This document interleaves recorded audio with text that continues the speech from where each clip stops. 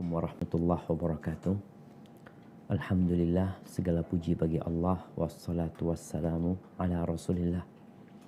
Salat dan salam semoga tercurahkan untuk baginda Nabi kita Muhammad alaihi salatu wassalam, utusan Allah, dan untuk keluarga beliau dan kondisi yang dapat menjadikannya meraup keuntungan sebanyak-banyaknya. Ya, kita melihat ketika awal COVID, apa yang dipikirkan manusia? Keuntungan. Jual masker. Bagaimana di awal COVID itu harga masker mahal sekali. Karena ada yang ingin meraup keuntungan lebih. Dia memanfaatkan kondisi yang ada. Baru-baru saja beberapa hari yang lalu ada yang membaca situasi oksigen. Sehingga harga oksigen tinggi. Kemudian obat-obatan, vitamin yang banyak dicari oleh isoman. Orang-orang yang sedang isolasi mandiri. Wah, harganya naik. Ketika musim kurban, mereka jualan kambing. Itu kecerdasan manusia. Namun sayangnya, ini akal hanya dipakai untuk kesenangan dunia saja. Kita melihat bagaimana canggihnya Fir'aun bersama Haman, bersama tentaranya. Bagaimana mereka mengeksploitasi Bani Israel untuk membangun gedung-gedung yang tinggi. Untuk menjadikan Mesir seakan-akan surga dunia. Sampai hari ini kita melihat sisa-sisa piramid peninggalan Fir'aun. Tapi sadarkah kita? Kemana Fir'aun?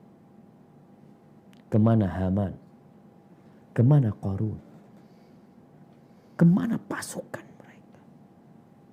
Tinggal cerita. Itulah kehidupan dunia. Semua akan berakhir dengan kehancuran. Rasulullah SAW memberikan gambaran dunia ini seperti makanan kita. Yang dimasak, yang dikasih hiasan, yang enak dipandang mata, lalu tatkala dikonsumsi melezatkan sekali. Kebayang gak jadi apa tuh makanan? Jadi apa? Jadi kotor. Itulah akhir dari kehidupan dunia. Allah Azza wa Jalla berfirman di surat Al-Qasas, surat yang isinya kisah-kisah. Kisah Nabi Musa alaihissalam bersama Fir'aun, salah satunya. Apa yang Allah katakan di ayat 60-61? Nah, tafadhal dibaca. أعوذ بالله من الشيطان الرجيم وما أوتيتم من شيء فمتاع الحياة الدنيا وزينتها وما عند الله خير وأبقى أفلا تعقلون أفمن وعدناه وعدا حسنا فهو لاقيه كمن متعناه متاع الحياة الدنيا ثم هو يوم القيامة من المحضرين. Dan apa saja yang diberikan kepada kamu, maka itu adalah kenikmatan hidup duniawi dan perhiasannya. Sedang apa yang di sisi Allah adalah lebih baik dan lebih kekal. Maka apakah kamu tidak memahaminya? Maka apakah orang yang kami janjikan kepadanya suatu janji yang baik, yaitu surga, lalu ia memperolehnya sama dengan orang yang kami berikan kepadanya kenikmatan hidup duniawi, kemudian dia pada hari kiamat termasuk orang-orang yang diseret ke dalam neraka. Na'udzubillahi minan nar. Allah ajak kita berfikir dengan akal kita. Allah katakan, afala ta'qilun. Mana akal kalian? Mana akal kalian? Dan terbukti Orang-orang yang mendapatkan kenikmatan hidupan dunia sebentar dia. Rata-rata orang sukses tuh di atas umur 40 tahun. Baru settle hidupnya. Nggak berapa lama mati. Kita percaya nggak sama janji Allah Azza wa Jalla? Akan ada yaumul qiyamah. Akan ada surga dan neraka. Orang yang cerdas. Di dalam sebuah hadis yang diriwayatkan Imam Tirmidzi. Walaupun hadis ini diperselisihkan kesahihannya. Imam Tirmidzi mengatakan hadithun hasan. Rasulullah SAW mengatakan al-kayyis man dana nafsahu wa amila lima ba'dal maut. Orang yang cerdas, orang yang IQ-nya tinggi, orang yang cerdik adalah orang yang suka menghisap dirinya, suka berhitung dengan dirinya, suka mengevaluasi dirinya. Wa amila lima ba'dal maut. Dan dia beramal untuk yang sesudah kematian. Kebanyakan kita kalau bicara masa depan, masa tua. Bukan masa setelah kita mati. Kenapa jadi pegawai negeri itu sangat disukain? Karena ada jaminan masa tua. Di mana tempat kerja yang memberikan jaminan masa setelah mati? Gak ada. Padahal kita tahu tuh orang mati dilupakan sama keluarganya. Dilupakan, ditinggal di sana sudah. Orang yang cerdas akan memikirkan setelah mati bagaimana aku nanti. Karena di kuburan kita akan lebih lama daripada di muka bumi ini. Lihatlah orang-orang yang mati 200 tahun yang lalu. Berapa umur dia di dunia? Lihat Nabi kita Muhammad alaihi salatu wassalam yang di muka bumi ini hanya selama 63 tahun. Dan di perut bumi 1400 tahun lebih sallallahu alaihi wasallam. Orang yang cerdas akan berpikir bagaimana kalau saya mati nanti. Bukan bagaimana saya tua. Wal ajiz, dan orang yang lemah. Orang bodoh sebenarnya. Walaupun mungkin secara IQ tinggi. Man atba'a nafsahu hawaha. Yang menundukkan nafsunya kepada keinginan-keinginannya. Apa yang diinginkan, dia penuhi. Nggak ada nahan diri, nggak ada. Pokoknya maunya dia. Wa tamanna 'ala Allahil amani. Dan dia berangan-angan, oh Allah Maha Pengampun, Allah Maha Pengasih. Betul. Tapi seharusnya engkau mempersiapkan diri. Allah itu Maha Pengampun, Maha Pengasih, tapi azabnya sangat pedih. Dan kematian datang tiba-tiba. Hari-hari ini berita COVID terus menghantui kita. Berapa kemarin yang positif? Berapa kemarin yang mati? Dan ternyata mereka sudah mendekat ke lingkungan kita. Dan bisa jadi kita akan menjadi yang selanjutnya. Semoga Allah menyelamatkan kita. Tapi yang jelas orang bakal mati, ada COVID, nggak ada COVID. Ahibati fillah. Maka orang mukmin itu sebenarnya beribadah kepada Allah sepanjang masa. Kalau bicara, oh nunggu Ramadan. Anak kalau Ramadan hatam Quran Ustaz. Anak kalau Ramadan sholat malam Ustaz. Sepanjang masa orang mukmin itu beribadah. Bagaimana Nabi kita Muhammad alaihi salatu wassalam. Kata Aisyah, yadhkurullah fi kulli ahyani. Dalam semua kondisi ingat sama Allah Azza wa Jalla. Dan Allah sebutkan orang yang cerdas itu. Alladzina yadhkurunallah qiyaman wa qu'udan wa ala junubihim wa yatafakkaruna fi khalqis samawati wal ard. Rabbana ma khalaqta hadza batilan subhanaka faqina adzabannar. Mereka adalah orang yang selalu mengingat Allah dalam kondisi berdiri, dalam kondisi duduk, dalam kondisi rebahan. Artinya semua kondisi dia ada zikrullah. Bukan hanya itu, mereka bertafakkur, dikasih akal. Mereka memikirkan kekuasaan Allah, penciptaan langit dan bumi ini. Sehingga semakin yakin bahwa Allah tidak menciptakan semuanya ini dengan sia-sia. Lalu dia berdoa, Maha suci Engkau ya Allah, selamatkan aku dari api neraka. Sebagian kita ketika bertafakur memikirkan dunia, yang dicari keuntungan dunia. Oh, ini sangat menghasilkan sekali. Oh, ini sangat bagus sekali. Tidak akan kau berpikir kalau engkau bakal mati. Ahibati fillah, 10 awal Dzulhijjah yang ada di depan kita. Ada apa sih? Di sana ada banyak keutamaan. Abdullah bin Abbas radhiyallahu anhuma meriwayatkan bahwa Nabi SAW bersabda, "Ma min ayyamin." Tidak ada hari-hari. Nggak ada. Ini nafi. Al-amalu salihu fiha ahabbu ilallahi min hadhil ayyam. Nggak ada hari-hari yang beramal soleh di dalamnya itu lebih dicintai Allah daripada beramal soleh di 10 awal Dzulhijjah.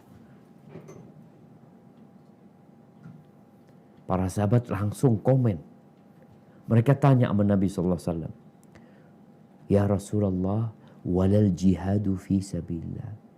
Jihad di jalan Allah pun tidak sebanding dengan beramal soleh di awal Dzulhijjah ini. Kata Nabi SAW, walal jihad fi sabilillah. Jihad pun tidak dapat menandingi beramal soleh di 10 awal Dzulhijjah. Illa rajulun. Kecuali satu kondisi. Seorang kharaja bimalihi wa nafsi. Dia keluar dari rumahnya dengan harta dan jiwanya. Dia kendarai kudanya atau ontanya.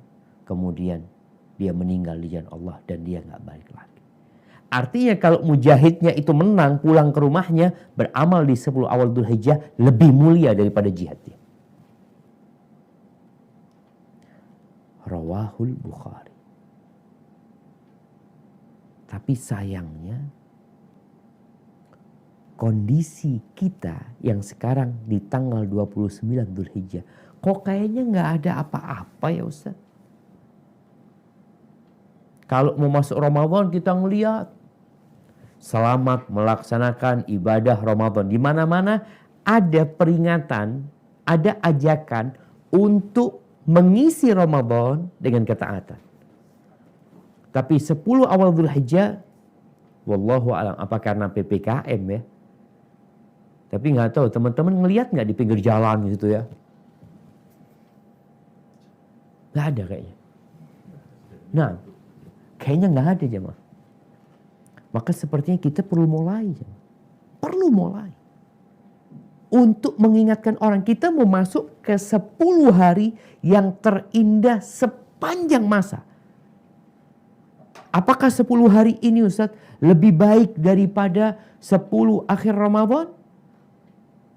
Kalau melihat zahir hadis ini, iya. Nggak ada, Nabi menafikan, nggak ada loh. Sebagian ulama berusaha untuk menggabungkan bahwasanya 10 akhir Ramadan lebih utama malam harinya. Kalau ini siangnya yang lebih utama. Namun sebagian mengatakan enggak, Allah bersumpah walayalin asyar, demi 10 malam.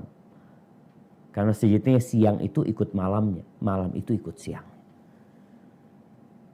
Jadi benar-benar sesuatu yang diremehkan oleh manusia padahal sangat dicintai Allah Azza wa Jalla. Hadis Jabir bin Abdullah berbunyi, afdalu ayyamid dunya. Hari-hari dunia yang paling mulia. Karena di 10 hari ini terkumpul semua ibadah-ibadah inti yang gak bisa berkumpul di 10 akhir Ramadan. Maka kalau kita bicara bagaimana kita menghidupkan 10 awal Dzulhijjah, ya bagaimana kau menghidupkan 10 akhir Ramadan, semua amal kebajikan yang kau kerjakan di sana, kerjakan di sini. Plus Ada sesuatu yang tidak bisa kerjakan di sana. Melaksanakan ibadah haji. Berkurban. Nggak bisa di 10 akhir Ramadan. Ahibati fillah. Ketika para sahabat membandingkan dengan jihad. Sebagian kita mungkin ya ada gambaran bahwasanya jihad itu amalan yang paling mulia ya. Bagaimana seorang mujahid yang tewas diampuni dengan awal tetesan darah dia. Pernah ada seorang datang kepada Nabi SAW dalam hadis Abu Hurairah yang diriwayatkan Imam Bukhari dan Muslim. Dia mengatakan, dullani ala amalin ya'dilul jihad. Tunjukkan kepada aku sebuah amalan yang menandingi jihad. Apa kata Nabi SAW? La ajiduhu. Nggak ada. Nggak ada. Aku tidak mendapati amalan yang menandingi jihad. Lalu Nabi SAW berkata kepada orang ini agar dia berpikir. Ucapan Nabi, beliau tidak mendapatkan. Apakah benar nggak ada amalan yang menandingi jihad? Maka beliau mengatakan kepada orang ini sallallahu alaihi wasallam, hal tastati idza kharajal mujahid an tadkhula masjidaka fataqum wa la taftur? Bisakah engkau, mampukah engkau ketika seorang mujahid, dia berkawan, satu kawannya berangkat jihad, dia ingin amalan yang sebanding dengan jihad, dia nggak berangkat jihad. Oke. Ketika mujahid itu keluar dari rumahnya, engkau masuk ke tempat sholatmu. Kemudian engkau sholat, nggak berhenti. Watasum wala tuftir, dan engkau terus puasa dan engkau tidak berbuka. Mungkinkah kalau mujahid itu berangkat 40 hari, 50 hari, kadang-kala 6 bulan, mampukah engkau melakukan itu? Apa kata orang ini? Waman yastati'u dzalika. Siapa yang mampu melakukan itu? Nggak ada. Oleh karena itu Nabi SAW mengatakan nggak ada amalan yang menandingi jihad. Dan ternyata beramal soleh di awal Dzulhijjah ini lebih baik dari jihad yang mujahidnya pulang. Kalau yang mujahidnya meninggal dunia, udah nggak bisa ditandingin lagi. Amalan yang pertama adalah melakukan ibadah haji atau umroh dan haji. Yang kita ya hari-hari ini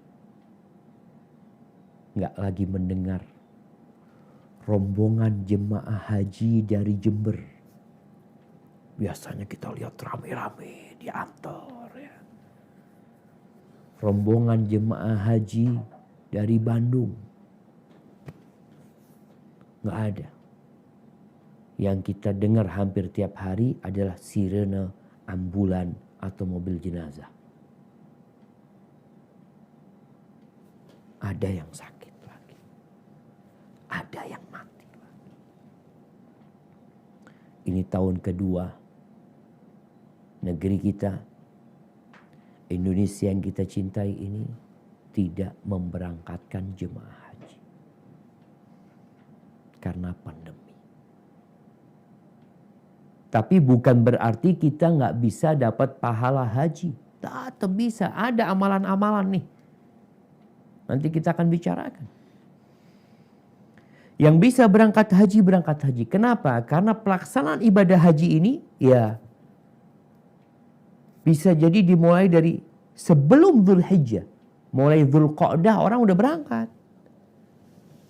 Karena bulan-bulan haji itu bulan Syawal, Dzulqa'dah, Dzulhijjah. Jadi pelaksanaannya di awal Dzulhijjah. Yang Rasul SAW mengatakan al-umratu ilal umrati kaffaratun lima bainahuma wal hajjul mabrur laisa lahu jazaa'un illal jannah. Dari satu umrah ke umrah selanjutnya itu adalah penghapusan dosa. Dan haji yang mabrur tiada balasan yang pantas buat dia kecuali surga Allah Azza wa Jalla. Rawahul Bukhari wa Muslim. Man hajja falam yarfuth walam yafsuq raja'a ka yaum waladathu ummu. Barang siapa yang berangkat haji kemudian dia menjaga diri dari perbuatan dosa, dari ucapan nista, maka dia akan pulang seperti bayi yang baru lahir. Allahu Akbar. Tapi kita nggak bisa berangkat haji. Insya Allah. Semoga kita berangkat haji semuanya. Semoga Allah mengangkat bala ini. Dan untuk para wanita, haji ini lebih spesial lagi. Kalau jemaah laki-laki itu punya jihad fisabilillah, perempuan gimana? Aisyah pernah bertanya kepada Nabi SAW mengatakan, "Ya Rasulullah, naral jihad afdhalal amal. Afala nujahid." Kita melihat jihad ini amalan yang paling baik. Kita perempuan apa nggak berangkat jihad aja? Kata Nabi SAW, "Lakunna, bagi kalian ada yang lebih utama dari jihad." Apa? Hajjun mabrur. Haji yang mabrur. Jihadun la qitala fi. Jihad tanpa ada peperangan. Haji. Maka niatkan untuk berangkat haji. Dan bagi yang mampu, jangan berpikir untuk urusan dunia, tapi berpikir bagaimana engkau punya rumah di surga Allah Azza wa Jalla. Amalan yang kedua, ingat amalannya semua amalannya. Kita hanya mengingatkan beberapa amalan yang perlu diseriusi. Amalan kedua adalah puasa. Ramadan kita puasa sebulan. Syawal 6 hari. Dzulqa'dah mungkin 3 hari. Dzulhijjah nih Masya Allah. Berpuasa. Dan puasa ini amalan yang paling dicintai Allah Azza wa Jalla. Ketika Allah Azza wa Jalla dalam sebuah hadis qudsi mengatakan kullu amal ibni Adam lahu. Semua amalan Adam, anak Adam itu milik dia. Perhitungannya udah jelas. Illa siyam, kecuali puasa. Fa innahu li wa ana ajzi bihi. Atau illa saum. Kecuali puasa, sesungguhnya puasa itu milikku dan aku yang akan kasih balasan. Jadi kalau bicara hitungan berapa pahala puasa nggak ada yang tahu. Yang tahu siapa? Allah Azza wa Jalla. Kenapa? Karena orang ini yada'u ta'amahu wa syarabahu wa syahwatahu min ajri. Dia meninggalkan makan, dia meninggalkan minum, dia meninggalkan syahwatnya untuk aku. Kemarin di Ramadan semua orang puasa. Kuat biasanya. Tapi di saat-saat orang-orang gak puasa, kita puasa berat jemaah. Oleh karena itu, salah satu pintu surga itu namanya Bab Ar-Rayyan. Babur Rayyan. Untuk siapa Babur Rayyan itu? Untuk yang puasa Ramadan. Semuanya puasa Ramadan. Namanya kewajiban. Bab Rayyan itu untuk orang-orang yang rajin berpuasa sunnah. Ini kesempatan buat kita. Untuk berpuasa sunnah. Di hari-hari yang paling mulia. Khususnya nanti tanggal 9. Jadi puasa itu mulai tanggal 1. Sampai ya tanggal 9. Tanggal 10 nggak boleh puasa. Sampai tanggal 9. Puncaknya itu tanggal 9. Kenapa? Karena Nabi SAW secara khusus menyampaikan fadilah puasa Arafah.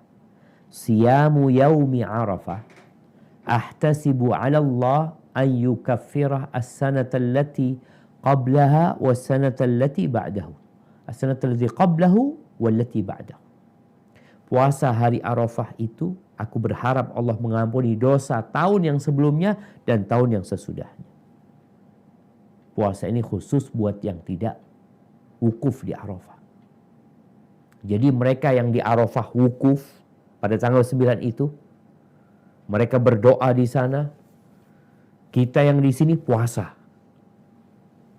Di sana mustajab doanya di padang Arafah di hari Arafah. Kita juga insya Allah dapat mustajabnya doa.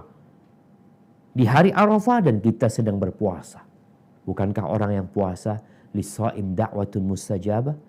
Orang yang puasa punya doa yang mustajab. Apalagi doanya di hari Arafah. dan puasanya di hari Arafah. Maka berusaha untuk puasa. Mungkin kita mendengar hadis Aisyah radhiyallahu taala anha, bahwasanya Aisyah mengatakan, "Ma ra'aitu Rasulullah SAW sa'iman al-ashr qat." Aku nggak pernah ngelihat Nabi SAW puasa 10 hari awal Dzulhijjah sama sekali. Tapi Hafsah menyebutkan Nabi puasa. Terus gimana?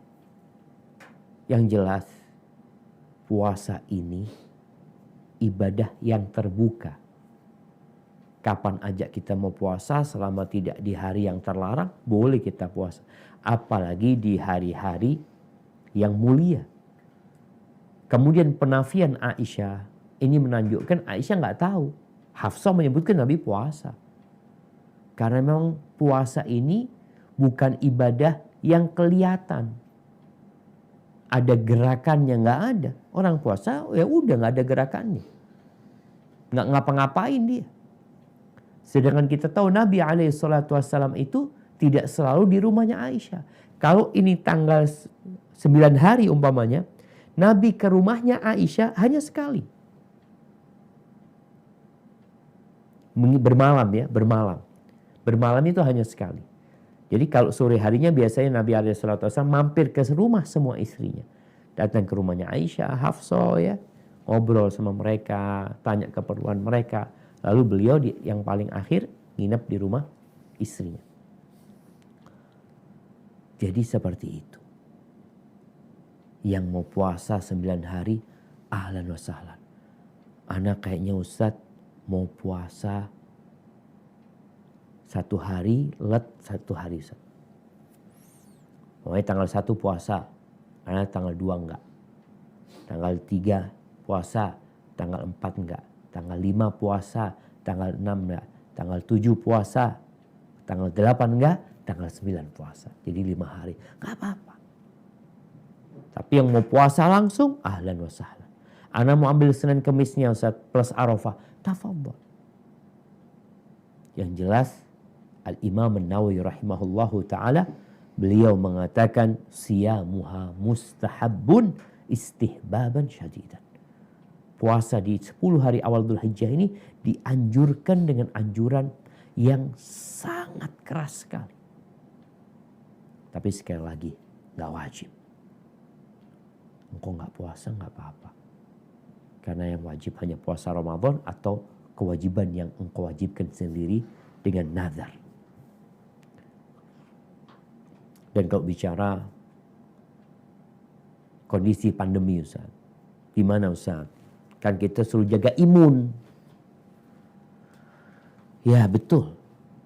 Jaga imun dan jaga iman. Karena tuh penyakit nggak akan pindah ke kita kecuali dengan izin Allah Azza wa Jalla. Mau orangnya sehat, kalau Allah menakdirkan pindah-pindah, maka perlu jaga iman. Orang yang sakit, nggak enak badannya, jangan puasa. Mau puasa Ramadan aja Allah mengatakan, faman kana maridan aw ala safarin fa'iddatun min ayyamin ukhra. Yang sedang sakit atau sedang dalam perjalanan, ganti di hari-hari lainnya. Itu puasa Ramadan. Apalagi puasa awal Dzulhijjah ini. Namun niatkan engkau akan puasa. Kalau sehat aku akan puasa. Dilipat gandakan. Lebih baik dari jihad jamaah beramal soleh di awal Dzulhijjah ini. Kemudian yang ketiga, memperbanyak sholat. Sholat sunnah. Sholat wajib selesai. Kewajiban. Sebaik-baiknya sholat setelah sholat fardu itu sholatul lail. Sholat malam. Maka usahakan kita sholat malam walaupun sebelum tidur. Nasihat Nabi SAW kepada beberapa sahabat agar tidak tidur kecuali sholat witir. Witir itu bisa 11 rakaat, bisa 9 rakaat, bisa 7 rakaat, bisa 5 rakaat, bisa 3 rakaat, bisa 1 rakaat. Tapi di 10 awal Dzulhijjah, persiapkan kita sholat malam. Ba'dal isya langsung gak apa-apa sebelum tidur. Tapi kalau engkau bisa sepertiga malam akhir, itu lebih baik. Perbanyak sholatnya. Ditambah tadi orang cerdas itu mengatakan, loh ini kesempatan loh. Kesempatan nih. Kenapa? Aku kasih 1 dikasih ganti 10 gitu loh. Orang yang cerdas itu akan mencari tempat investasi yang nggak bodong. Yang benar-benar tidak ada unsur penipuan. Dan di 10 awal Dzulhijjah ini, kata Nabi SAW, as-salatu khairu maudhu'. Salat itu sebaik-baiknya ibadah yang diletakkan. Faman sya'a, barang siapa yang ingin memperbanyak, tafadhol, yang ingin sedikit silahkan. Jadi ada salat sunnah yang waktunya ditetapkan, ada salat sunnah yang mutlak, silahkan kau perbanyak. Sa'id bin Jubair rahimahullahu ta'ala yang meriwayatkan hadis Ibnu Abbas tentang keutamaan 10 awal Dzulhijjah, dia disebutkan bahwasanya kalau sudah masuk 10 awal Dzulhijjah, ijtihadan hatta ma yakadu yaqdir alaih. Beliau bersungguh-sungguh beribadah sampai nggak mampu seakan-akan dia melaksanakan. Atau nggak ada yang mampu mencontoh dia. Dan dia mengatakan, la tutfi'u surujakum layalil ashar. Jangan matikan lampu kalian di 10 awal Dzulhijjah. Ngapain? Ibadah. Dan kita tahu amalan sunnah ini dalam rangka meraih cinta Allah. Kalau yang wajib, oke, standar. Ada orang standar, imannya standar, yang wajib-wajib doang. Anak nggak mau berlebih-lebihan. Bukan, nggak boleh berlebih-lebihan kita itu. Tapi ingat, amalan itu ada yang wajib, ada yang sunnah. Jadi ketika orang mengamalkan yang sunnah, itu tidak dikatakan berlebih-lebihan. Dia nambah. Tambahan ini Masya Allah. Kata Nabi SAW, wa ma yazalu abdi yataqarrabu ilayya bin nawafili hatta uhibbahu.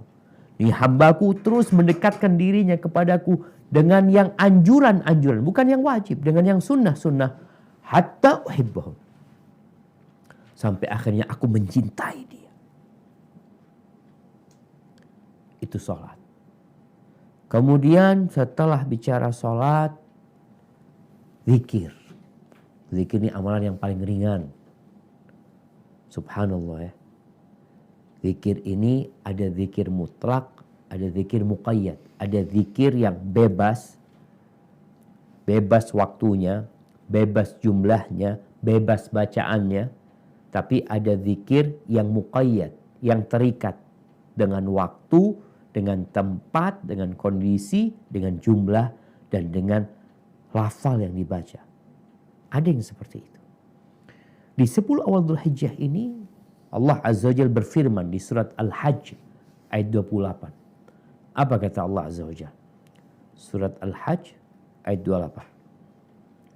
أعوذ بالله من الشيطان الرجيم ليشهدوا منافع لهم ويذكروا اسم الله في أيام معلومات على ما رزقهم من بهيمة الأنعام فكلوا منها وأطعموا البائس الفقير. Supaya mereka menyaksikan berbagai manfaat bagi mereka, dan supaya mereka menyebut nama Allah pada hari yang telah ditentukan atas rezeki yang Allah telah berikan kepada mereka berupa binatang ternak. Maka makanlah sebagian darinya, dan sebagian lagi berikanlah untuk dimakan orang-orang yang sengsara dan fakir. Barakallahu fiikum. Subhanallah. Disebutkan oleh para mufassirin bahwa ayyam ma'lumat, hari-hari yang sudah diketahui, yang ditentukan itu ayyamul ashar, 10 awal Dzulhijjah ini. Dan kalau kita lihat bicara zikir ini jemaah, dalam hadis riwayat Imam Ahmad, Mu'ad bin Anas meriwayatkan bahwa ada seorang laki-laki yang datang kepada Nabi SAW.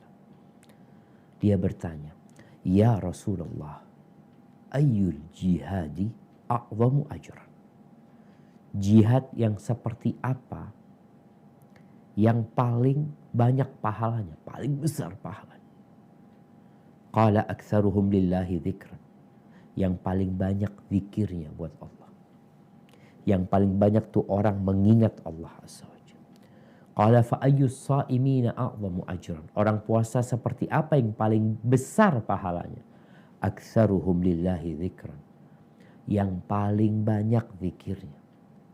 Kemudian disebutkan sholat. Orang sholat seperti apa yang paling banyak pahalanya, paling besar pahalanya. Zakat juga seperti itu. Haji, jemaah haji seperti apa yang paling banyak pahalanya. Sedekah juga kayak gitu. Dalam setiap pertanyaan itu jawaban Nabi satu. Aktsaruhum lillahi dzikron. Yang paling banyak zikirnya, yang paling banyak mengingat Allah, itu yang paling besar pahalanya.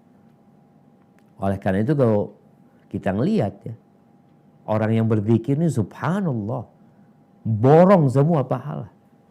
Abu Bakar As-Siddiq bersama Umar yang menyimak hadis itu, Abu Bakar mengatakan kepada Umar, "Ya Aba Hafs, dhahaba dzakiruna bikulli khair." Orang yang mengingat Allah ini borong semua pahala. Faqala Rasulullah sallallahu alaihi wasallam, "Ajal." Iya benar. Maka perbanyak zikir. Jemaah haji itu di mana-mana disuruh berzikir. Selesai dari Arafah, fa idza afattum min Arafatin fadhkurullaha 'indal masy'aril haram wadhkuruhu kama hadakum. Disuruh berzikir dari Arafah, berzikir. Kemudian selesai ibadah hajinya, pelaksanaan manasiknya udah selesai. Apa yang dilakukan jemaah haji? Duduk-duduk, santai, nggak ngapa-ngapain. Allah mengatakan, فَإِذَا قَضَيْتُمْ مَنَاسِكَكُمْ فَاذْكُرُوا اللَّهَ كَذِكْرِكُمْ آبَاءَكُمْ أَوْ أَشَدَّ ذِكْرًا. Kalau selesai manasik haji kalian, ingat lagi sama Allah Azza wa Jalla. Yang banyak engkau mengingat Allah Subhanahu wa Ta'ala. Seperti itu mengingat orang tua kalian, nenek moyang kalian, atau lebih dahsyat dari itu. Jadi zikir mutlak, kita perbanyak zikir. Ada zikir khusus di 10 awal Dzulhijjah ini, yaitu takbir. Yang mungkin lebih dikenal takbiran ya. Allahu Akbar, Allahu Akbar, Allahu Akbar. Witir jumlahnya atau genap. Allahu Akbar, Allahu Akbar. La ilaha illallah, wallahu akbar. Allahu Akbar walillahil hamd. Dalam riwayat Imam Ahmad, Nabi SAW mengatakan, Ma min ayyamin a'zamu indallah wala ahabbu ilaihil amalu fihinna min hadhil ayyamil ashr. Tidak ada hari-hari yang lebih agung di sisi Allah, yang lebih dicintai oleh Allah beramal soleh di dalamnya daripada 10 hari awal Dzulhijjah ini. Fa'aksiru fihinna, maka perbanyak nih. Di hari-hari itu at-tahlil, wat-takbir, wat-tahmid. Perbanyak. Membaca Allahu Akbar, la ilaha illallah, wallahu akbar, Allahu Akbar, walillahil hamd. Bagaimana Abdullah bin Umar bin Khattab ya, yang meriwayatkan hadis ini. Hadis yang baru saja kita bacakan tuh hadis riwayat Abdullah bin Umar bin Khattab. Bagaimana sikap dia dapat hadis itu? Dia bersama Abu Hurairah di awal Dzulhijjah ini biasanya berangkat ke pasar, bertakbir dia. Bukan takbir keliling ya, tapi dia bertakbir. Mengingatkan orang-orang supaya orang ikut bertakbir. Dan akhirnya orang-orang yang mendengar takbirnya Abdullah bin Umar, mendengar takbirnya Abu Hurairah, mereka pada bertakbir. Ini dari awal Dzulhijjah. Berapa jumlahnya bebas, nggak ada ketentuan. Dibaca kapan? Selesai sholat wajib, selesai sholat sunnah, ketika di pasar, ketika kita di rumah kita, di ranjang kita, terus bertakbir. Ingat, nggak ada hari yang lebih mulia daripada hari-hari ini. Berkaitan dengan takbir yang selesai sholat, kadang-kala kita mendapatin orang selesai sholat fardu itu membaca takbir. Memang ada beberapa athar dari para sahabat ya, takbir selesai sholat itu mulai hari Arafah. Mulai tanggal 9 sampai akhir Ayyamut Tasyriq.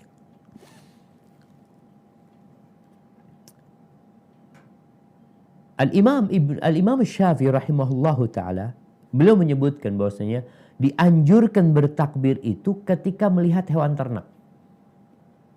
Ketika melihat hewan ternak itu bertakbir.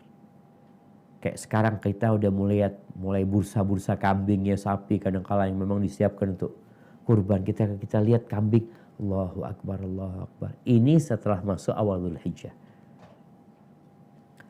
Sebagai bentuk kita mengingat Allah atas hewan ternak tuh yang Allah rizkikan kepada kita. Kemudian amalan selanjutnya memperbanyak sedekah ya. Apalagi di masa pandemi, di saat banyak orang susah ya. Ini kita semuanya lah. Ketahuilah bahwa menjaga imun kita itu salah satu caranya dengan sedekah. Nabi SAW mengatakan sana'iul ma'ruf. Perbuatan baik, membantu orang lain itu menyelamatkan dari afat, dari penyakit-penyakit, dari bala, musibah. Untuk tolak bala itu salah satunya dengan sedekah. Jadi jangan cuma mikir, oh beli vitamin ini, beli obat ini, beli masker yang bagus, beli hand sanitizer yang bagus. Banyak sedekah. Khususnya di masa-masa yang sulit. Agar Allah menyelamatkan kita dari semua petaka. Kemudian berkurban. Allah Azza wa Jalla berfirman di surat Al-Hajj ayat 34. Di surat Al-Hajj ayat 34. Naam, tafadhal. A'udzu billahi minasy syaithanir rajim. Walikulli ummatin ja'alna mansakan liyadhkuru ismallahi ala ma razaqahum min bahimatil an'am fa ilahukum ilahun wahid falahu aslimu wa basyiril mukhbitin. Artinya, dan bagi tiap-tiap umat telah kami syariatkan penyembelihan kurban supaya mereka menyebut nama Allah terhadap binatang ternak yang telah dirizkikan Allah kepada mereka. Maka Tuhanmu ialah Tuhan yang Maha Esa. Karena itu, berserah dirilah kamu kepadanya dan berilah kabar gembira kepada orang-orang yang tunduk patuh kepada Allah. Barakallahu fiikum. Nih, ingat yang ingin berkurban jangan berkurban untuk Nyai Roro Kidul. Jangan berkorban untuk lautan. Masih ada tradisi-tradisi di negeri kita yang dianggap kearifan lokal. Tapi ternyata tidak sejalan dengan syariat. Yang mau berkorban sekarang nih. Insya Allah masuk 10 awal Dzulhijjah, persiapkan diri. Tanggal 10, 11, 12, 3 itu waktunya nyembelih. Dan kita lihat syariat Islam. Semuanya itu nggak ada yang kemudian kepalanya ditaruh di pojokan rumah, kepalanya dilarungkan ke laut, nggak ada, dimakan. Allah jadikan setiap umat ada syariat kurban agar kau menyebut nama Allah. Mencari keselamatan itu dari Allah. Allah yang menciptakan. Maka Allah katakan fa ilahukum ilahu wahid wa lahu aslimu. Serahkan diri kalian kepada Allah SWT. Jadi ini masa untuk mencari keselamatan. Yang mungkin melihat hasil lautnya kurang, hasil buminya kurang, ini itu berkorban. Buktikan kalau kau cinta sama Allah Azza wa Jalla. Berkorban untuk Allah, dipotong, disembelih, dimakan. Disimpan sebagian gak masalah. Allah mengatakan kepada Nabi SAW, Inna a'tainakal kautsar fasalli li rabbika wanhar. Kami telah memberikan kepadamu al-kautsar. Maka salatlah dan berkorbanlah untuk Rabbmu. Sebagai bentuk syukur tuh kita berkorban. Hibati fillah, insya Allah kambing kita nggak lebih mahal dari handphone kita. Kambing yang kita kurbankan mungkin tidak lebih mahal daripada motor kita. Yang punya mobil, kayaknya mobilmu itu lebih mahal dari harga seekor sapi. Sapi berapa sih? Dapat 12 juta sapi. Dapat 14 juta sapi. Mobilmu berapa? 100 juta. 150 juta. Maka hendaklah kita berkorban sebagai bukti cinta. Nabi Ibrahim disuruh mengorbankan siapa? Putranya. Untuk membuktikan cinta. Maka buktikan cinta kita kepada Allah Azza wa Jalla dengan mengorbankan yang kita cintai. Ahibati fillah. Dan kalau beli hewan kurban, beli yang terbaik.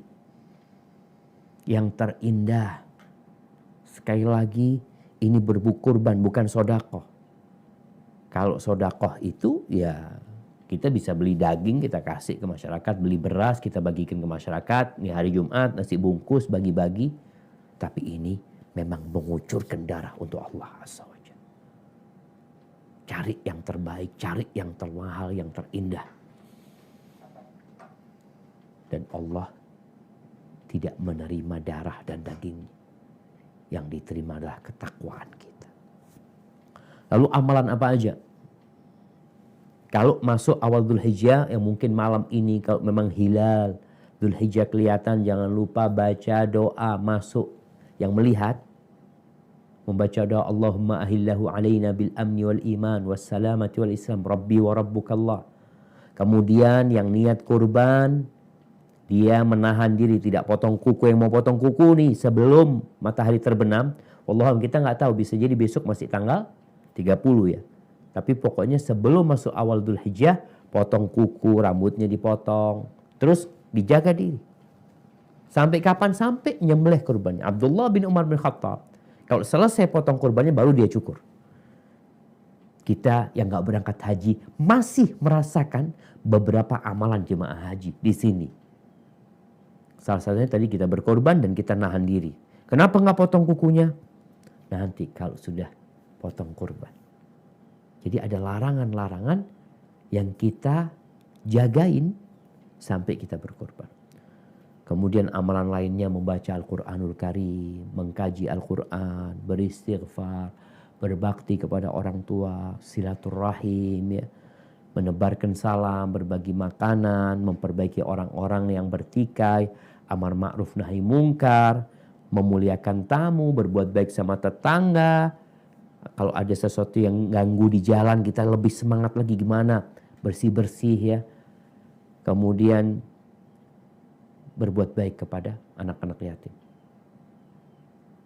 Membesuk yang sakit. Mengantarkan jenazah. Mensolatin jenazah. Tapi di masa pandemi, ingat, hindarin kerumunan. Barakallahu fikum. Jadi tidak ada pengecualian. Amal apa yang kita lakukan? Semua amal soleh yang mampu kita lakukan. Hadza wallahu a'lam bishawab. Itu yang dapat saya sampaikan. Kurang lebihnya mohon maaf dan mohon maaf atas keterlambatan memulai kajian tadi ya. Anda kembalikan ke moderator. Fadhal Ustaz, jazakumullah khair. Masyaallah. Barakallahu fikum Ustaz, jazakumullah khair atas pemaparan yang begitu jelas. Mudah-mudahan apa yang disampaikan oleh Ustaz bermanfaat untuk kita semuanya. Ustaz Afwan, di sini ada beberapa pertanyaan yang masuk, tapi ada hampir mirip ya pertanyaan-pertanyaannya. Mungkin Anda akan pilih salah satunya. Dan banyak juga pertanyaan-pertanyaan yang sudah terjawab langsung oleh pemaparan Ustadz ketika materi. Salah satu pertanyaannya dari Ukhti Farhatun Nazila. Assalamualaikum Ustadz. Afwan izin bertanya, untuk amalan terbaik di awal 10 pertama bulan Hijjah adalah salah satunya puasa. Ana puasa wajib masih setengah yang belum dikodok, boleh tidak? Ustadz niatnya 2, yaitu niat puasa wajib kodok dan niat sunnah di bulan Dzulhijjah. Mohon penjelasannya, jazakumullah khairan. Dan yang kedua mungkin Ustadz sekaligus ini ada beberapa pertanyaan yang hampir mirip, pertanyaan dari beberapa akhwat kita yang sedang haid Ustadz. Ketika memasuki amalan 10 Dzulhijjah, apa yang harus dilakukan Ustadz? Barakallahu fikum. Barakallahu fikum. Naam, ahibati fillah. Berkaitan dengan yang masih punya utang. Mana yang harus dia lakukan? Mengqadha puasanya atau puasa sunnah awal Dzulhijjah, atau menggabungkan niatnya qadha dan puasa sunnah. Jadi kalau menggabungkan nggak bisa, yang wajib digabung sama yang sunnah nggak bisa. Jadi imma engkau mengqadha atau engkau puasa sunnah. Tapi mana yang lebih utama? Kalau bicara mengqadha, memang kita dianjurkan untuk tidak menunda-nunda amal kebajikan. Idza asbahta fala tantadhiril masa. Kata Abdullah bin Umar, kalau engkau sedang pagi nggak usah nunggu sore. Kalau sore nggak usah nunggu besok pagi gitu loh. Segerakan amal soleh itu. Namun memang waktu mengqadha itu luas. Kapan waktu mengqadha puasa itu? Ya sejak Syawal sampai Sya'ban. Kita punya keluasan. Jadi kalau orang mengqadhanya itu, ana baru mengqadha bulan Sya'ban. Apakah berdosa? Tidak berdosa. Ana baru mengqadha bulan Rajab. Nggak apa-apa. Yang penting jangan masuk Ramadan masih punya utang. Ini yang tanpa uzur ya.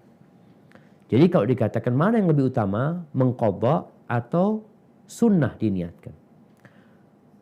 Anda lihat beberapa fatwa para ulama, sunnah. Mereka mengatakan gunakan untuk yang sunnah. Engkau mengqadha bisa di waktu yang lainnya.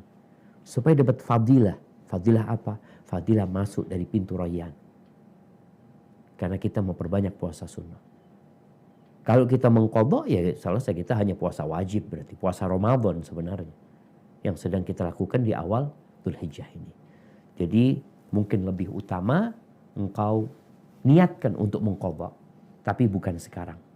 Yang sekarang niatkan puasa sunnah sehingga mendapatkan keutamaan puasa sunnah itu sendiri. Adapun pertanyaan yang kedua, bagaimana dengan wanita yang haid, yang datang bulan? Ya, nggak boleh puasa. Bukan nggak bisa puasa, nggak boleh puasa dan nggak boleh sholat. Lah sholat malam wala puasa sunnah. Terus gimana? Jadilah engkau orang yang menjaga hati dari iri, dengki, dendam. Karena itu bisa dilakukan dalam semua kondisimu. Ini termasuk amalan mulia loh jemaah. Bagaimana cerita sahabat yang dikatakan penghuni surga gara-gara dia tidak menyimpan iri, dengki dan dendam di dalam hatinya. Dan ini berat sekali. Penghuni surga itu apa kata Nabi SAW?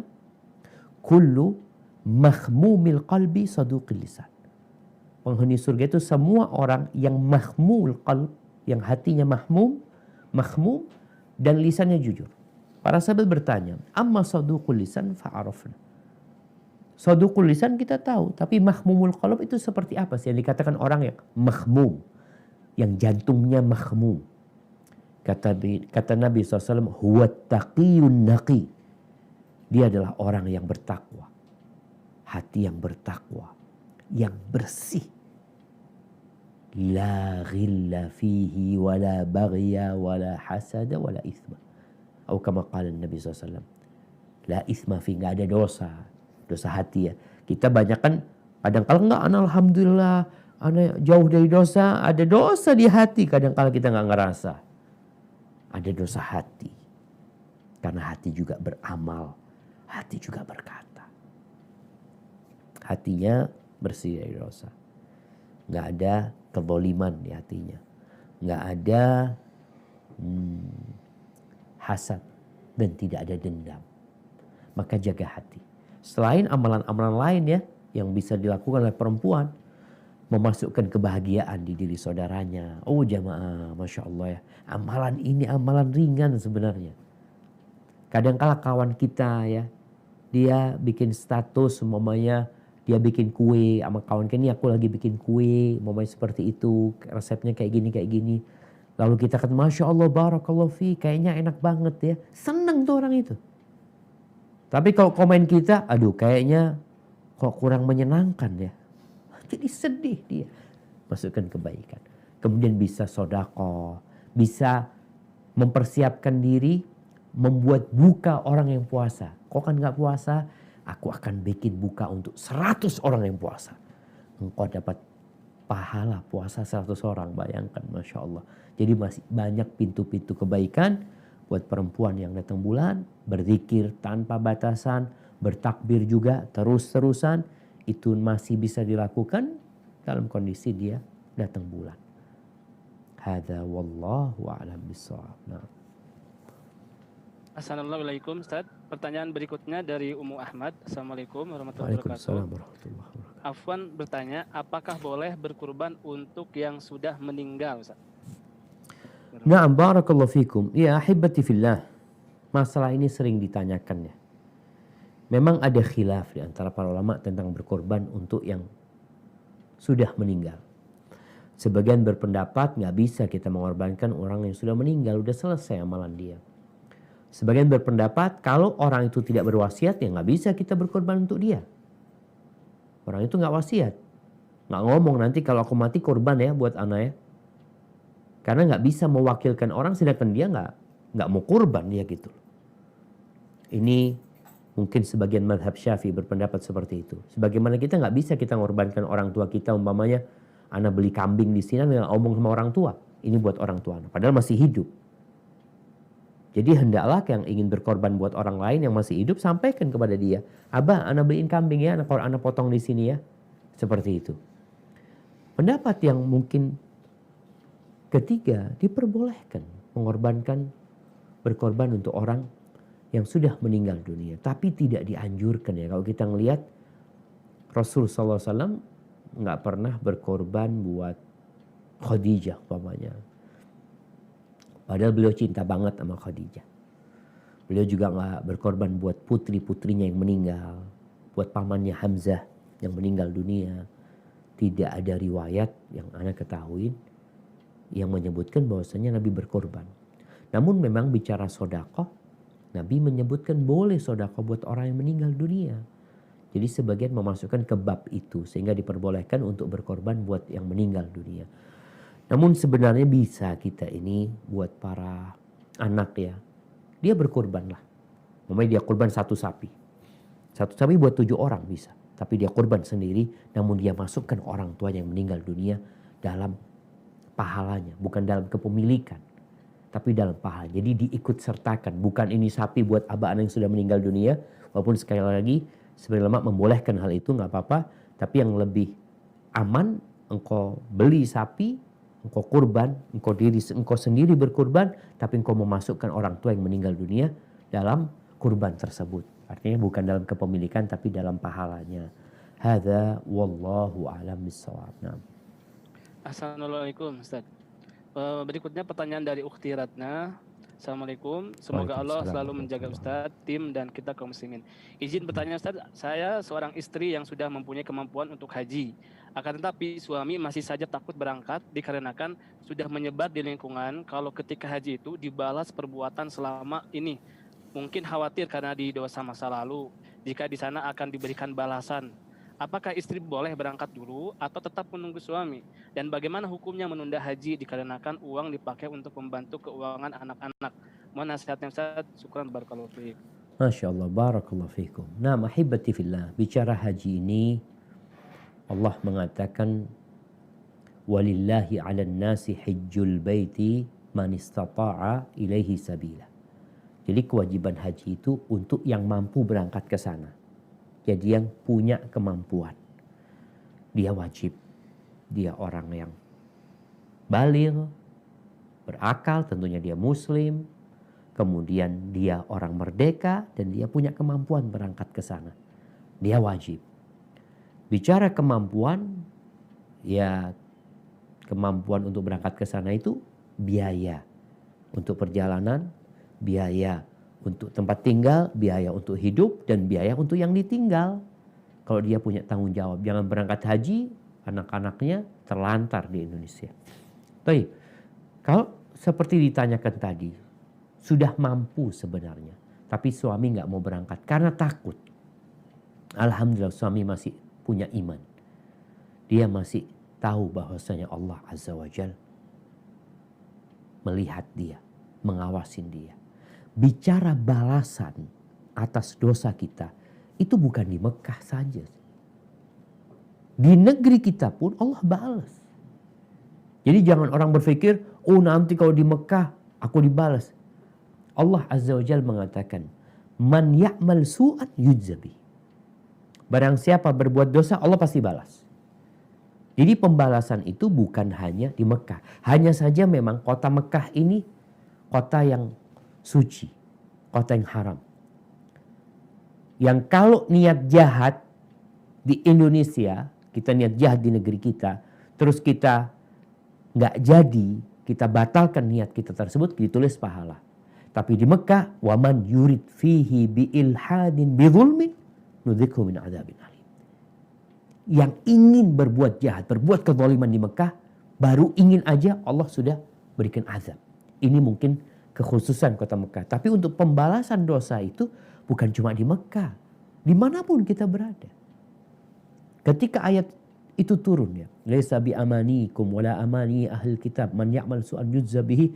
Abu Bakar merasa berat. Dia mengatakan, ya Rasulullah, kalau setiap kali kita berbuat dosa dibalas sama Allah, kita binasa. Itu Abu Bakar, jamaah. Gimana dengan orang-orang kayak kita? Maka Rasulullah SAW menjelaskan, awatamurat, bukankah engkau sakit?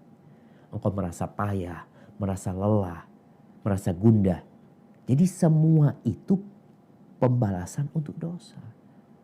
Makanya orang kalau kena sakit ya, dia mungkin motornya rusak, mungkin tabrakan, mungkin ada gundah, ada kegalauan. Itu adalah dampak dari dosa kita dan itu penghapusan dosa.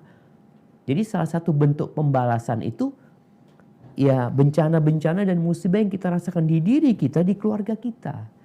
Jadi sampaikan kepada suami, nggak usah nunggu di sana. Allah Azza wa Jal itu melihat kita. Jangan kalau di Mekah takut, di sini sembarangan. Memang ada pemahaman seperti itu. Dia belum mau tobat. Maka sang istri ya perlu membujuk suami agar dia bertobat kepada Allah. Dan Allah Maha Pengasih, Maha Pengampun. Dan kematian datang tanpa tahu umur dan waktu. Terus gimana kalau suami memang gak mau berangkat? Sedangkan istri sudah mampu. Jadi secara kemampuan dia mampu. Bicara mampunya wanita ini, sebagian ulama berpendapat kemampuan wanita itu ditambah satu, yaitu adanya mahram. Jadi syarat wajibnya wanita itu ketika ada mahram. Gak ada mahram berarti dia gak wajib gitu. Ini kalau gak salah pendapat Imam Ahmad bin Hanbal rahimahullahu ta'ala. Jadi syarat mahram itu untuk jadi syarat wajib. Tapi sebagian ulama enggak. Kalau dia memang sudah wajib dia berangkat. Terus gimana nggak ada mahram? Di sini mereka berpendapat sebagian kalau nggak ada mahram, ya dia perlu berangkat dengan jaminan keamanan. Ada teman-teman perempuan mungkin ya yang dapat mendampingi dia, mungkin travel perjalanannya yang aman. Ini sebagian berpendapat karena ini perjalanan wajib. Dia wajib berangkat gitu. Tapi kalau jalannya nggak aman, dia nggak merasa aman dengan kawan-kawannya, nggak wajib jadi buat dia. Wallahu a'lam bishawab. Jadi lebih baik menunggu adanya mahram. Mahram itu nggak nunggu suami. Bisa jadi dia berangkat sama anaknya, bisa jadi dia berangkat sama pamannya atau siapa saja yang menjadi mahram buat dia tanpa suami. Gimana kalau suami tidak mengizinkan? Nggak perlu izin suami dalam kondisi seperti ini kalau suami melarang karena ini kewajiban. Ini menurut pendapat sebagian ulama, sebagaimana sholat, apakah perlu izin suami istri sholat? Enggak. Untuk kewajiban dia berangkat laksanakan kewajibannya walaupun suami tidak ridha. Dan seharusnya suami meridhoin karena itu kewajiban. Walaupun memang kalau mau nunggu sama suami, artinya Anda insya Allah Ustaz akan menunggu sama suami, mungkin itu akan lebih baik buat dia sambil merayu suaminya. Ini kembali kepada pendapat haji ini apakah wajib secara langsung atau boleh ditunda. Yang mengatakan masih boleh ditunda asalkan dia niat, insya Allah lebih baik dia nunggu suaminya. Atau paling tidak nunggu mahramnya, jangan berangkat tanpa mahram. Adapun kalau tadi dikatakan bagaimana kalau uangnya dipakai untuk kebutuhan sekolah anak-anak. Ya jadi gak mampu lagi dia. Awalnya mampu, kemudian uangnya dipakai jadi gak mampu. Jadi kewajiban itu untuk yang mampu. Islam itu tidak memberatkan pengikutnya. Hadza wallahu a'lam bishawab. Nah. Assalamualaikum. Pertanyaan berikutnya Ustaz, terkait amalan yang perlu diperhatikan untuk orang-orang yang niat berkurban sejak tanggal 1 Dzulhijjah, dia tidak boleh memotong kuku, rambut dan sebagainya. Nah, bagaimana kalau niat berkurban itu di tengah-tengah sebelum tanggal 10, misalkan tanggal 5 sudah ada niat karena baru ada uangnya. Apakah boleh Ustaz? Kemudian apakah boleh juga berkurban sebelum akikah? Barakallahu fikum. Masya Allah, barakallahu fikum. Ya jamaah, jadi memang kalau orang itu belum punya niat, karena memang gak punya fulus dia. Tanya, antum mau korban? Wallahu a'lam. Kalau punya rezeki mungkin kurban tapi nggak tahu analah. Akhirnya berarti dia nggak ada yang mau dia korbankan. Niat juga, bicarakan niat. Kalau kemauan ada, tapi bicara finansial, dia wallahu a'lam. Maka dia boleh potong kuku. Karena belum pasti dia memiliki hewan kurban tersebut. Tapi kalau dia memang sudah ada uangnya, hanya pembeliannya itu nanti Ana mau beli kayaknya 2 hari sebelum Idul Adha, soalnya repot kalau harus piara. Berarti dia sudah mau berkurban berarti. Jadi dia memang wa arada ayyudahi, ada keinginan untuk berkurban. Dia yang tidak boleh potong kuku dan potong rambut. Kalau mamanya dia nanti Ustaz baru tanggal 5 Ustaz, ya setelah dia tanggal 5 itu dia jangan potong kuku dan rambut sudah. Karena memang keinginan kurbannya itu ada ketika tanggal 5, tanggal 5 Dzulhijjah. Maka jangan potong kuku dan rambut. Yang sebelumnya ya udah memang belum ada keinginan. Memang belum ada yang akan dikorbankan. Adapun pertanyaan yang kedua. Apa pertanyaan kedua? Berkurban sebelum akikah. Ya, bicara akikah, ingat akikah ini adalah kewajiban orang tua sebenarnya. Bukan kewajiban anak, kewajiban orang tua. Sehingga yang melaksanakan akikah itu seharusnya adalah yang berkewajiban. Bagaimana dengan anak? Anak mungkin yang lebih utama dia berikan kepada orang tua. Ayah ini ya aku beli kambing ya, ayah kok akikah buat anak gitu seperti itu. Itu akan lebih utama. Walaupun kalau dia akikah buat diri sendiri nggak ada masalah.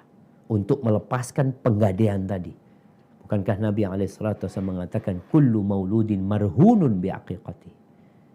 Semua yang dilahirkan itu tergadaikan dengan akikahnya hatta yu'aqqa anhu, sampai diakikahin. Bicara sampai diakikahin berarti siapa aja yang mengakikahin, pokoknya dia diakikahin.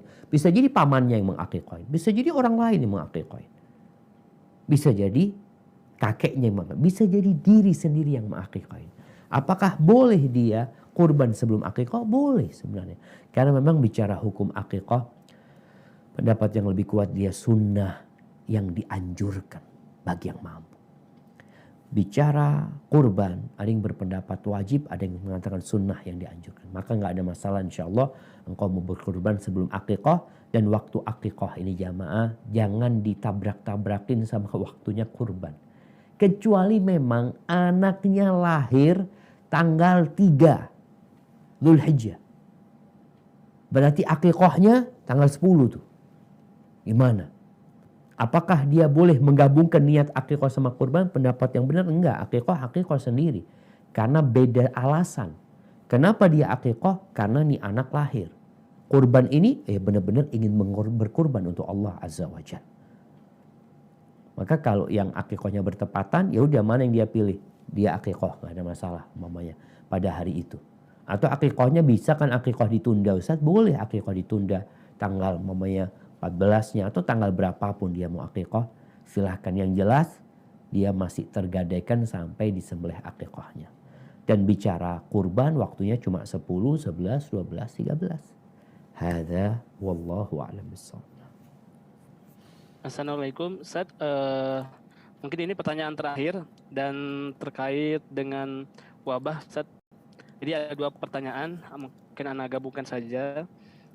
Bagaimana cara menata hati ketika dia harus bekerja, dia sebagai orang BUMN yang harus kerja, tetapi selalu ada terdengar bunyi sirine yang mungkin membuat rasa tidak tenang. Kemudian dari Abi Dastan, Afwan Ustaz, ini pertanyaannya titipan sepertinya sangat urgen. Jadi beberapa waktu yang lalu kedua orang tua salah seorang ukhti terpapar COVID. Nah, ukhti ini tidak mendapat izin dari suaminya untuk merawat kedua orang tuanya tersebut. Ketika isoman, ibu dari ukhti ini meninggal dan ayahnya agak kritis, tapi tetap isoman di rumah. Apakah yang harus dilakukan ukhti ini? Apakah tetap nurut perintah suami atau boleh merawat ayahnya? Jazakumullah khair. Barakallahu fiik. Barakallahu fiik. Nah, mahibati fillah. Ada 2 pertanyaan tadi. Yang pertama, suara sirene yang kadang-kala membuat imun langsung turun. Orang jadi khawatir ya, panik ya. kita tahu bahwasanya semuanya itu sudah ditetapkan sama Allah. Rasulullah sallallahu alaihi wasallam mengatakan wa'lam annal ummata law ijtama'at. Ketahuilah, andai kata seluruh umat manusia bersatu padu untuk membahayakan dirimu, mereka tidak akan bisa membahayakan dirimu. Ingat, kalau 8 miliar manusia berkonspirasi untuk membahayakan diri antum, mereka tidak akan dapat membahayakan diri antum. Kecuali Allah yang mengizinkannya. Allah yang menetapkannya. Jadi seorang muslim itu jangan terlalu paranoid. Jangan panik. Apa yang dilakukan? Tawakal sama Allah. Jadi bicara tawakal ini mudah. Tapi buktinya engkau tawakal itu ketika engkau tidak panik. Ingat Rasul sallallahu alaihi wasallam ketika beliau istirahat di bawah pohon, tahu-tahu ada orang Badui ambil pedangnya Nabi SAW. Dia mengatakan, man yamna'uka minni ya Muhammad. Siapa yang dapat menyelamatkan kau dari aku? Dengan pedang terhunus kepada Nabi SAW. Kata Nabi SAW, Allah. Langsung orang ini gemetar, lepas itu pedang. Keyakinan bahwa saya semuanya hanya Allah yang bisa melakukannya sebenarnya. Nabi Musa alaihissalam. Lihat ya, kalau bicara yang namanya tawakal dari satu orang ke orang lain itu berbeda-beda. Tawakal ini sulit diukur karena nggak seperti sholat.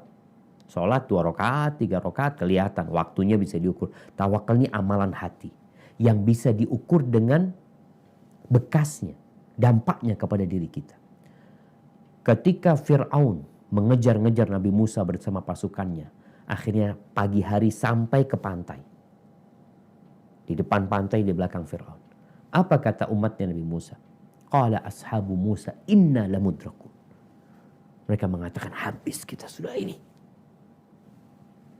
Depan kita lautan, di belakang kita Fir'aun. Tapi apa kata Nabi Musa alaihissalam? Apakah beliau panik? Enggak. Beliau mengatakan kalla inna ma'iya rabbi sayahdi. Enggak mungkin mereka dapat menghabisin kita. Enggak mungkin. Sesungguhnya bersamaku ada Robku yang akan memberikan petunjuk kepada kita. Maka ingat, orang yang bertawakal kepada Allah, Allah akan mencukupi dia. Emangnya kita di rumah sendiri nggak bakal terpapar? Kalau Allah mau kirim tuh penyakit, nggak tahu dari mana. Bagaimana ada orang yang isoman di rumahnya, yang dia udah nggak kemana-mana, di rumah saja, tahu-tahu satu keluarga terpapar COVID. Ingat, la adwa. Kata Nabi alaihissalam, nggak ada penyakit menular. Loh Ustaz, gimana nggak ada penyakit menular? Tapi realitanya, dan Nabi alaihissalam juga menyebutkan kita disuruh menghindari orang yang punya penyakit menular. Seperti kita lari dari singa. Iya betul. Tapi Nabi mengatakan la adwa. Nggak ada penyakit yang menular dengan sendirinya. Ketika para sahabat mengatakan, ya Rasulullah itu kalau ada onta yang sakit, dikumpulin sama onta yang sehat ini jadi sakit juga. Apa kata Nabi SAW? Mengajak sahabat ini untuk berfikir, untuk menumbuhkan keimanan kepada Allah Azza wa Jalla. Nabi mengatakan, siapa yang membuat sakit yang pertama? Siapa? Allah Azza wa Jalla. Maka kita harus mengatakan hasbunallah wa ni'mal wakil. Wa man yatawakkal 'ala Allah fahuwa hasbuh. Barang siapa yang menyerahkan kepada Allah, yakin sama Allah, Allah akan cukupin dia. Selesai urusannya. Tolong kuatkan, jangan sampai kita panik. Akhirnya imun kita jadi turun gitu loh. Dengar saudaranya mati, aduh COVID ya. Dia langsung lemes. Serahkan semua. Katakan hasbunallah wa ni'mal wakil. Qul. Nih Allah memerintahkan kepada Nabi. Qul, katakan. Lan yusibana illa ma kataballahu lana. Tidak akan menimpa kita. Tidak akan menimpa kita. Illa ma kataballahu lana. Kecuali yang Allah sudah tetapkan untuk kita. Ada hikmahnya di sana. Wa 'alallah falyatawakkalul mu'minun. Dan orang beriman bertawakal kepada Allah, menyerahkan semuanya kepada Allah saja. Bukan kepada masker, bukan kepada hand sanitizer dia berserah diri, tapi kepada Allah Rabbul Alamin. Wa 'alallahi fatawakkalu. Dan pertanyaan yang kedua, bagaimana kondisi istri yang dilarang sama suami? Ya, istri taat dan patuh sama suami. Taat dan patuh sama suami. Suami sebenarnya sayang. Dalam rangka tadi, ya supaya istri nggak terpapar, ya, nggak sakit, mungkin ada anak-anak. Kecuali orang tua nggak ada yang merawat. Artinya nyawa di sana kalau dibiarin mati lagi. Kita kalau ngelihat di dalam rumah itu ada kebakaran, ada orang di dalam. Apa tugas kita? Ya kita masuk tanpa izin orang tersebut demi menyelamatkan orang itu. Kalau memang kondisinya nggak ada yang merawat. Kalau enggak, alhamdulillah ada yang merawat Ustaz. Tapi anak kepinginlah merawat. Kalau anak kepingin merawat, padahal ibu alhamdulillah ada yang merawat di rumah. Ada orang-orang yang peduli sama dia. Maka anak rasa taat kepada suami lebih utama dalam kondisi seperti ini. Selama ibu ada yang merawat. Seperti yang kita lakukan jemaah. Ketika masuk rumah sakit ya. Nggak bisa masuk. Di ruang ICU udah nggak bisa masuk. Siapa yang merawat? Ada orang, tetap ada orang yang merawat. Berarti tugas kita udah selesai gitu. Kita doakan, mungkin yang bisa kita lakukan kirim makanan, kirim itu. Tapi mungkin juga bisa membujuk suami, ayolah datang ke sana, kita pakai APD umpamanya ini itu. Agar orang tua terhibur. Kadang-kala yang dibutuhkan orang di rumah itu bukan vitamin. Tapi yang dibutuhkan adalah kehadiran anak-anaknya yang akan membuat imunitas orang tuanya semakin baik ya. Hadza wallahu a'lam bishawab. Itu yang dapat Anda sampaikan. Kurang lebihnya mohon maaf. Anda kembalikan ke moderator. Jazakumullah khairan Ustazana. Barakallahu fiikum, jazakumul khair Ustaduna atas pemaparan dari awal sampai akhir tentang mendulang pahala di bulan Dzulhijjah. Pada ikhwan dan akhwat semuanya, kita bermohon kepada Allah Subhanahu wa taala agar Allah Subhanahu wa taala memudahkan kita semuanya untuk bisa mengamalkan apa-apa yang sudah disampaikan oleh Ustaduna kita, dan kita di akhir 10 Dzulhijjah atau di bulan Dzulhijjah ini mendapatkan panen pahala berupa ya pahala dari amalan-amalan yang akan kita laksanakan semuanya. Ikhwan dan akhwat semuanya, mohon maaf atas segala kekurangan. Sekali lagi kami ucapkan kepada Ustaduna dan kepada seluruh antum dan antuna semuanya, mudah-mudahan bermanfaat untuk kita semuanya. Subhanakallahumma bihamdika asyhadu an la ilaha illa anta astaghfiruka wa atubu ilaik. Wassalamualaikum warahmatullahi wabarakatuh.